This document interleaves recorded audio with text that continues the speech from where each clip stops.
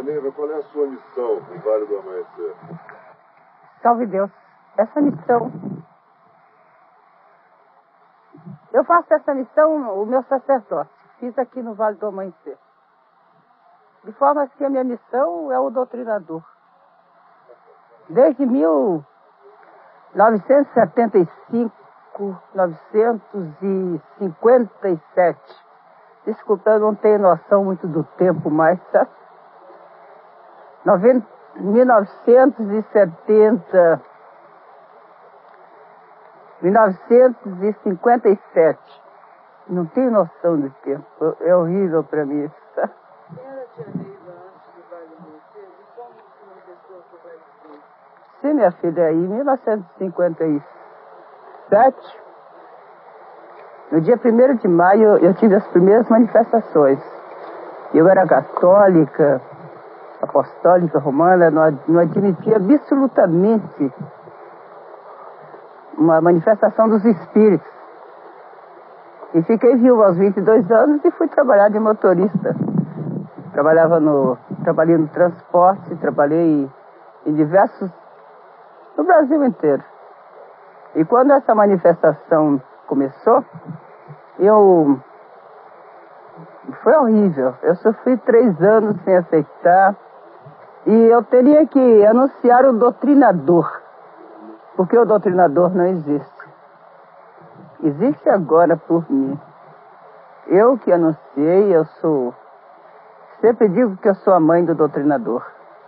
Me considero a mãe clarividente.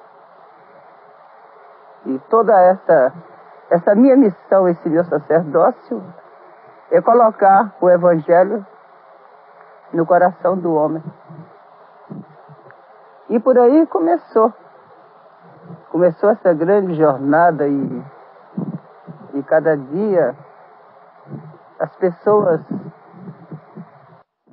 Eu sentia amor pelas pessoas e as pessoas por mim. Eu amo as pessoas como se fossem meus filhos, como se eu tivesse visto há muitos anos. Inclusive, eu vivo as minhas encarnações e as encarnações das pessoas que estão perto de mim. Muitas vezes o Senhor me diz uma palavra e eu fico vivendo aqui com o Senhor uma época distante, não sei, sem espaço, sem tempo. E é uma vida, é muito complexa a minha vida de clarividente. Mas eu faço dessa missão o meu sacerdócio.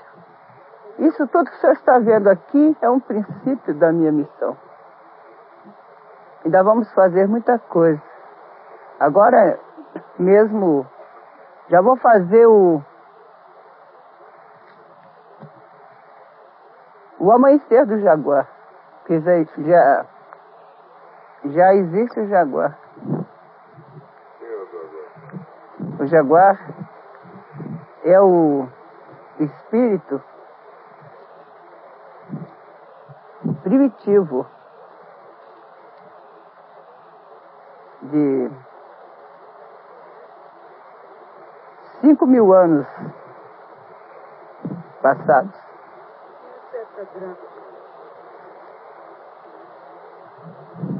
O Pai Seta Branca é o mentor espiritual. É o mentor espiritual dessa tribo. Porque nós somos aqui escolhidos por tribos. Existem 7 tribos. E uma dessas somos nós. Temos um espírito espartano que mais nos marcou. E todo esse Brasil é um espírito espartano, mas um espírito de muito amor, de muita experiência, espíritos já vividos de muitas conquistas, e agora estamos preparando a última conquista, que será o 3º milênio. Nós queremos tirar do coração do homem, da mente do homem, essa imagem triste que o mundo vai se acabar. O mundo não vai se acabar. Vai existir coisas maravilhosas. Falamos em 84, é porque o senhor me pergunta, não é? Em 84, e muitos missionários falam em profecias de 84. Eu não conheço bem, mas por tudo que eu recebo na minha clarividência, a passagem do terceiro milênio é muito amor, muita compreensão. Um espírito esclarecido irá nascer na mente e no coração do homem. O Apocalipse, nós acreditamos, eu acredito em tudo que está escrito, mas uma interpretação um pouco diferente. O homem naquela época do Apocalipse, ele era tirano, não tinha muito sentimento de amor como nós temos. Eu acho essa humanidade, e lhe digo, minha filha, eu jurei meus olhos a Jesus. Eu peço todos os dias, todas as madrugadas, que Jesus arranque meus olhos o dia que eu tiver alguma vaidade, tentar enganar alguém, brincar com os sentimentos alheios ou qualquer coisa. Então eu vejo mesmo, cada dia Jesus parece que se compadece mais de mim e me traz as coisas maravilhosas. Absolutamente eu não vejo o fim do mundo. Eu vejo um princípio bacana. Eu vejo dois elos se encontrando. Denise, na sua doutrina, qual é o sentido da cura? O sentido da cura, a cura é desobsessiva. Porque toda enfermidade é pela obsessão. Toda doença parte de uma obsessão. A cura é desobsessiva. E naturalmente, a nossa medicação, o nosso bálsamo são os mantras. Com a doutrina nós retiramos. Nós fazemos a desobsessão. E os mantras curam. Obsessão de espírito. Tem diversas maneiras de obsessão. Por exemplo, a esquizofrenia. Em diversas faixas da esquizofrenia, é a obsessão. De formas que, se o homem tiver Jesus, o Evangelho no coração, eu explico melhor que os senhores entendam. Por exemplo, Jesus, que eu digo, é o homem ser bom e ter a humildade suficiente para dizer que acredita em Deus sobre todas as coisas. Deus na figura hieroglífica, Jesus amando, curando. Essa a minha doutrina, é simples. Uma doença física, como câncer, por exemplo, também é uma manifestação obsessiva? É a obsessão. É um espírito obsessor que vem numa cobrança e ele vem numa forma de um caranguejo. Isso nós provamos em diversas faixas já materializados. Ele forma no corpo e ele já vem, muitas vezes o câncer, já vem com a pessoa quando vem reencarnar. Já vem no feto. E tem cura? Tem cura. Tem cura porque se nós, antes de ele começar a cobrança, nós estivermos dentro da nossa missão, nós nos curamos antes disso. Porque foi comprovado em mim mesmo um câncer no pulmão. Comprovado pelo um dos maiores fisiologistas do Brasil, que é o Dr. Mário Pires. Inclusive já foram diversas pessoas ver minha radiografia. E eu tô aqui, subi essa escada de si, um pouco de medo, sabe? Mas essa cura minha, eu recebi. Essa cura minha durou. Aliás, foi feita tem 12 anos. 12 anos. E eu tenho eu trabalho sem parar. Você sabe, eu sou mãe de 19, 20 mil filhos. Eu não tenho um momento de poder descansar, de ficar quieto. Eu estou sempre trabalhando. Muita paz, muito amor, muita realização. Mas estou sempre trabalhando. Qual é a doutrina básica do Vale? O que a senhora ensina para os adeptos? Humildade, tolerância e amor. E a única exigência é o álcool. É uma conduta doutrinária. É a base de todas as coisas. Daniel, voltando um pouco aí nisso, a senhora podia me explicar como é que se deu a sua clarividência, o que a senhora viu, como é que foi a clarividência, a manifestação da clarividência?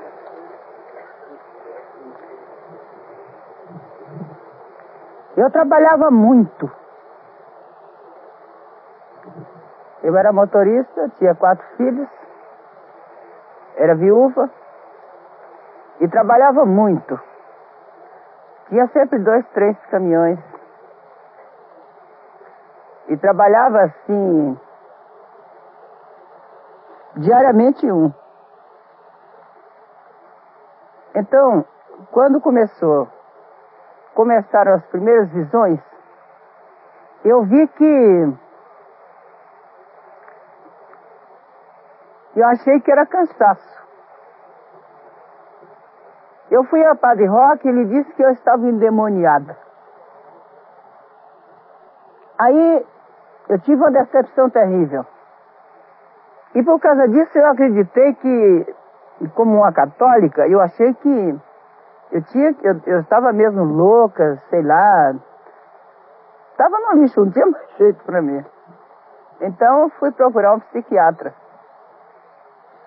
E quando estava lá, comecei a falar com ele. Falar, doutor, veio um psiquiatra assim, eu falei, doutor, eu estou louca. Ele falou, estafa. Falei, olha, eu estou vendo, acredito que seja estafa. Mas eu estou vendo os espíritos, eles falam coisas, por exemplo, distante daqui, eu vou lá e está se dando aquilo exatamente. Encontrei com o espírito que teve em Santo Antônio do Descoberto, falou umas coisas, que ele havia morrido, que o cemitério era no meio da cidade, eu fui lá, era exatamente. Mas eles estão falando, essas visões falam coisas que eu nunca vi. Então ele disse, nesse tempo se falava muito pouco em parapsicologia. Graças a Deus, senão eu tinha entrado num sofrimento muito maior. Então ele tinha vindo, tinha uns 2 dias que ele estava em Brasília. Ninguém sabia quem era esse rapaz. Aí eu estou assim conversando e contando como eram as visões. São visões mesmo, tá? É assim mesmo. Até ficou engraçado, eu falava uma coisa ali. E saiu assim de um biombo todo estampado, assim, naturalmente improvisado lá por eles, né? Que aqui em 57, 58, 57. Então ele saiu um mortinho, eu chamo mortinho as pessoas recém-desencarnadas, disse, eu tenho 60 dias que desencarnei, 62 dias. E assim exatamente, sabe? Eu sou pai desse jovem médico, psiquiatra. Falei, olha, deixe disso. Você está me perturbando. Aí o médico falou, é assim mesmo, isso é assim mesmo. Falei, doutor, ele está falando, até que eu não aguentei mais, Ele está falando até que é seu pai. Essa visão está falando que é seu pai. Que morreu e é seu pai. Aí ele deu um grito. Falou, tem 62 dias que meu pai morreu. E eu estou aqui, eu sei que ninguém sabe, porque eu vim. Eu vim para esquecer, porque ele também era psiquiatra. E esse médico saiu. E eu usava botas, assim, trabalhando com caminhão. E dei um pontapé na porta, mas saí completamente louca dali de dentro, sabe? O padre dizia que eu estava endemoniada. O médico acreditou nas minhas visões. Então eu não tinha mais nada, né? Falei, eu vou me matar. Fui para casa e o motorista de outro carro disse, olha, se eu lavar o carro da senhora porque está muito sujo. Eu falei, já sei, vou lavar meu carro e vou sair daqui de Brasília, que aqui que tem essas coisas. E vou procurar uma igreja, um convento, uma coisa que eu quero tirar essas visões. Mas encostei num bar do japonês, aí na Cidade Livre ainda era. Quando eu encostei lá, tinha um senhor esperando o ônibus. E quando eu vi uma mulherzinha desse tamanho, assim, como se fosse uma televisão, na cabeça dele, uma moça com vestidinho de bolinha e uma sombrinha, tá? Aí eu pensei, e ouvi uma voz dizendo, esse homem está pensando nessa mulher.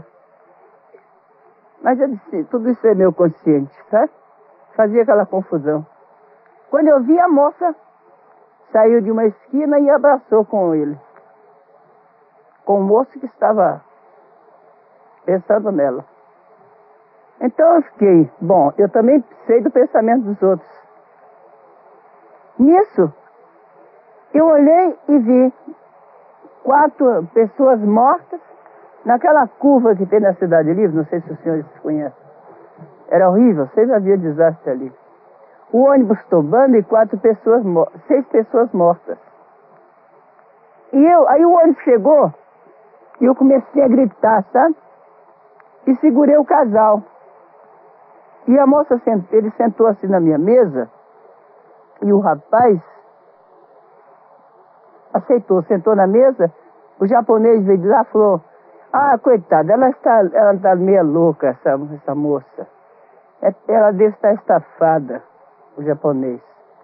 E a moça ficou brigando com o rapaz. Você conhece ela?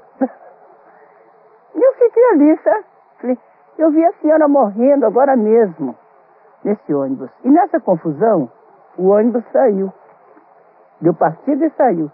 E essa mulher começou a brigar com o rapaz. Que ele devia ter me conhecido, que aquilo era trama minha, sabe?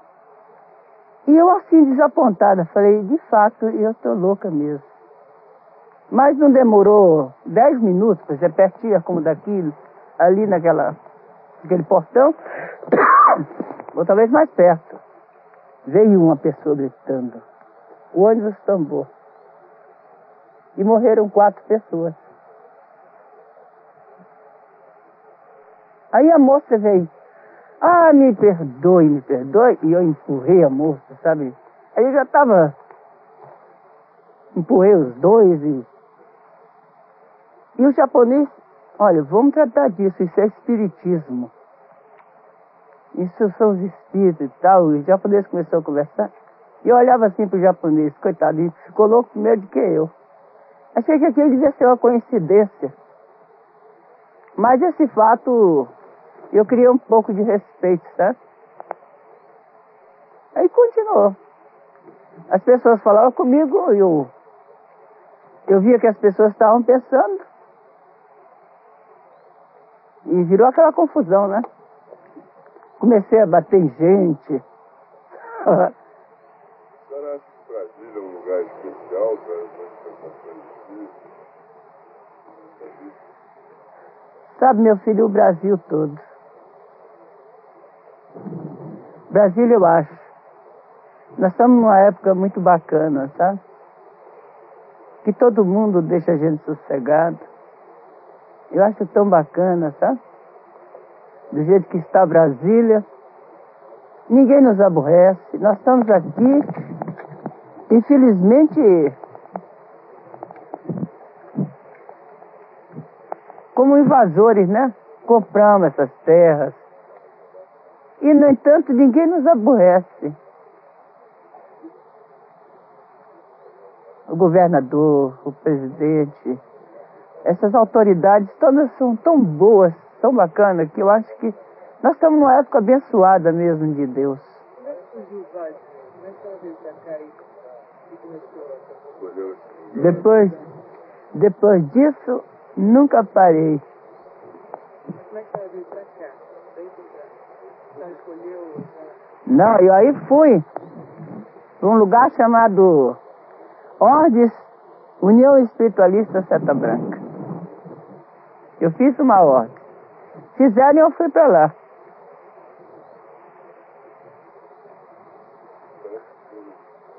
Se não parar, né? Porque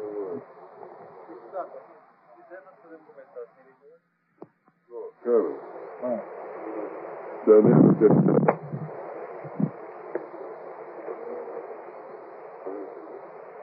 Como ela veio, quando ela viu que foi a Seta Branca...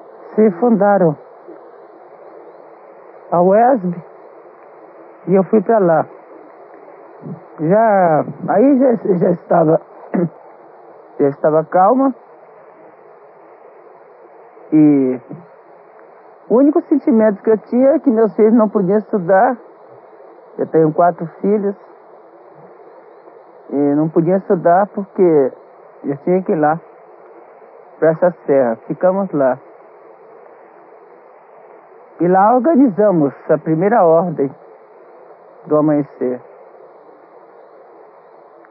E eu não sabia nada.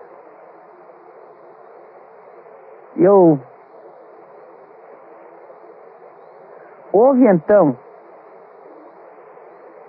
então, o pai Seta Branca me colocou assim, instrução. Me arranjou o mestre em Tibete. Não sei se em Tibete, a não ser que eu digo a vocês que eu não conheço, já perdi a noção do tempo e do espaço. Eu não tenho. Muitas vezes eu não sei onde estou. E eu me transportava. Meu corpo eu ficava semi-morta. Eles colocavam assim espelho para ver se eu respirava. E eu passava 2, 3 horas. Agora, eu estava diante de um velho. Então, nessa ordem, nessa serra que nós chamamos Serra a UESB, aí que começaram as primeiras instruções. Eu fui receber o meu mestre e me transportava. Eu passava 2, 3 horas semi-morta.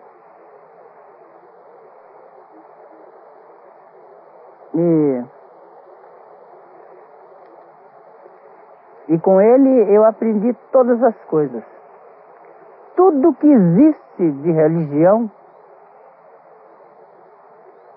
de espiritismo, da vida fora da matéria. Em nome de Jesus, eu sei. Tudo. Em todas as religiões, em todas as seitas, eu ia com meus olhos, me transportava e conheço todos os fenômenos de todas as religiões. E gosto de todas elas, aprendi que eu devia amar a todas, ensinando uma doutrina, é claro, que a minha missão é outra. Mas em todas elas, eu não vejo nada que abone o homem uma religião. Depois de todo esse acervo foi que eu fui semi-morta pro sanatório. Passei 3 meses só. Me curei de uma tuberculose terrível. Câncer, tudo, em 3 meses. Fiquei em Taguatinga 5 anos. Depois recebi a missão que já havia recebido desde 1960, desde 1959, que seria aqui, e mais 3 lugares que eu ainda vou fazer. Igual aqui ao Vale, se eu viver, não sei se fisicamente eu aguento, mas nós vamos fazer agora o Amanhecer do Jaguar. Daqui 50 quilômetros. O terreno já está pronto.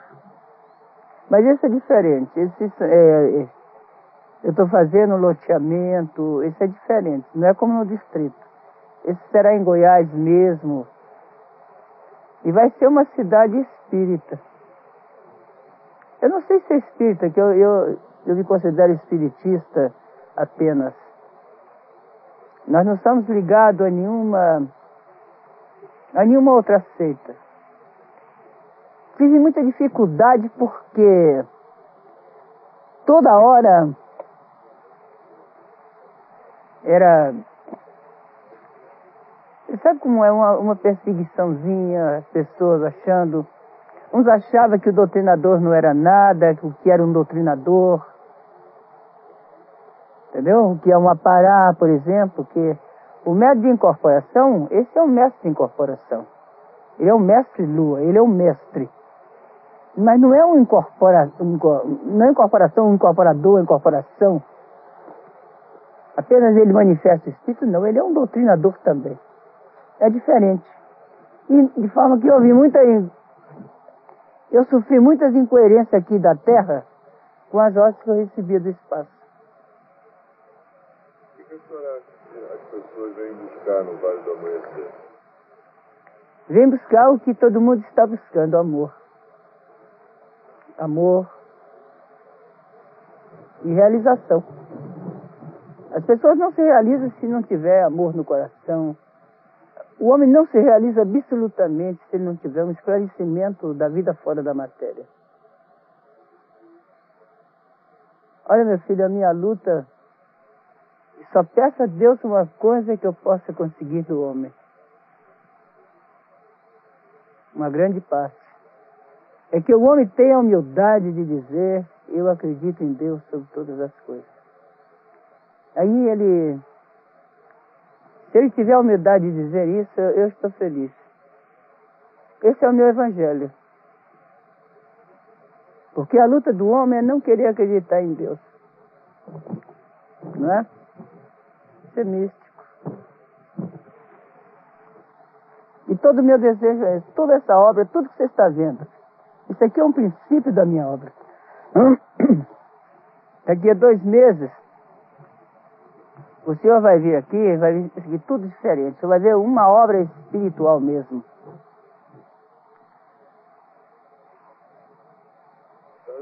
Tem alguma história que tenha passado aqui no Vale do Amanhecer que a senhora gostaria de contar? Alguma cura extraordinária, algum acontecimento? Meu filho, todos os instantes eu estou recebendo essas curas. Esses fenômenos já estão tão, graças a Deus, já estão tão... É tão natural aqui dentro, sabe?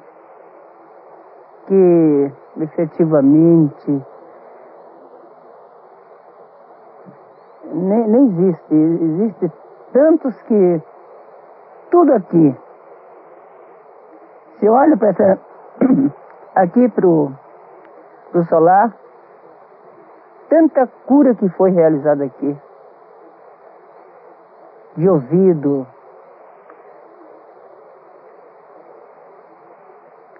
vista, pessoas que não ouvem, pessoas cancerosas,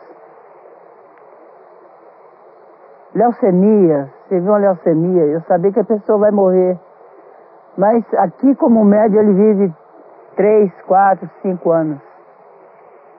Onde existe isso? A ponto dos médicos mesmo dizer. Quando eu mando um paciente para o médico, ele já olha, foi tia Neiva. Muitos deles já sabem que é só mesmo, é só mesmo a cura do corpo. Agora, aqui, eu não gosto de generalizar o Vale do Amanhecer. A minha missão em curas. Eu gosto da doutrina. A minha missão não é curar o corpo, porque a medicina está tão bacana, está tão avançada. A minha missão é única. Curar o espírito, a alma, o espírito, levantar o homem, assim, erguer, como eu faço. Quantas mil pessoas. Olha, um caso que ficou assim gravado, não é caso de cura. Umas criancinhas, 3 menininhos, o pai recebeu o pagamento na Ceilândia. E eles queriam não sei o quê. Ele disse, a mãe falou, não, vamos guardar esse dinheiro, o que sobrou, né? Porque nós vamos no vale, seu pai vai deixar de beber. Quando as crianças chegaram aqui, eu fiquei sabendo no meio da fila. Ele sabe disso, né? Quando eu chamo ele e falo, ó, vai pegar aquela pessoa lá na fila que ele precisa disso. Ele veio e eu convidei ele de ter nesse rapaz aqui, esse homem decaído. Parecia um velho, um homem de 36 anos, parecia um velho. Esse homem deixou de beber. Hoje é um grande doutrinador. Os menininhos são magos. São do pajezinho, que eu conto histórias. Tá? E é uma família equilibrada. Esse homem que precisava guardar esses 15 cruzeiros, eu sei até a quantia, para vir aqui ver a tia Neiva, já tem uma Kombi. Tá vendo? Já tem uma Kombi. Uma Kombizinha. É isso que eu gosto. O homem doente, tem 1000 médicos aí, especialistas que, né, curam mesmo. Eu quero ver o homem que está lá no ranchinho dele, na invasão, se arrebentando com salário, sem saber o que vai fazer da vida. Minha missão, meu filho, é só essa. Agora, as crianças eu faço diferente. Eu estou com mais de 300, né, Marisa, criança do Pajezinho. Ela é uma das presidentes do Pajezinho. Olha, uma mocinha como Marisa, que o senhor já deve conhecer. Ela vem tomar conta dessas criancinhas. Eu gravo. Eu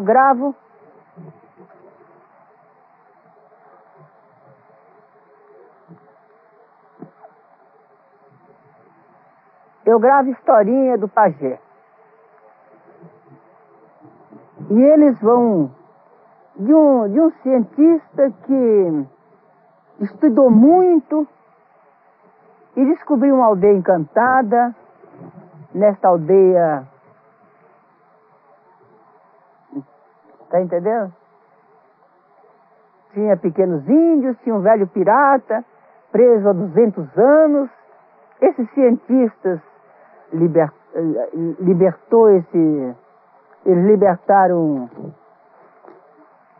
libertaram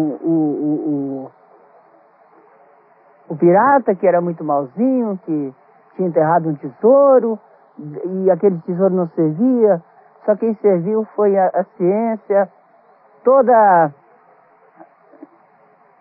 a ciência do cientista, né? Então, conta história, tirando, mas só para tirar, aquelas obsessões da casa deles, tirando o espiritismo da cabeça, que eles vão, acompanham os pais para terreiro, acompanham os pais aqui mesmo pro vale, os pais incorporando, sabe? Então eu tiro das crianças, dos filhos dos médiuns, todo esse acervo horroroso de obsessão, né? Que a criança se cria naquela... Então eu não quero que a criança seja mística. Eu quero que a criança seja o homem de amanhã. Depois ele procure Deus, ou ele procure aceitar o que ele quiser, a religião que ele quiser, mas não acompanhe os pais.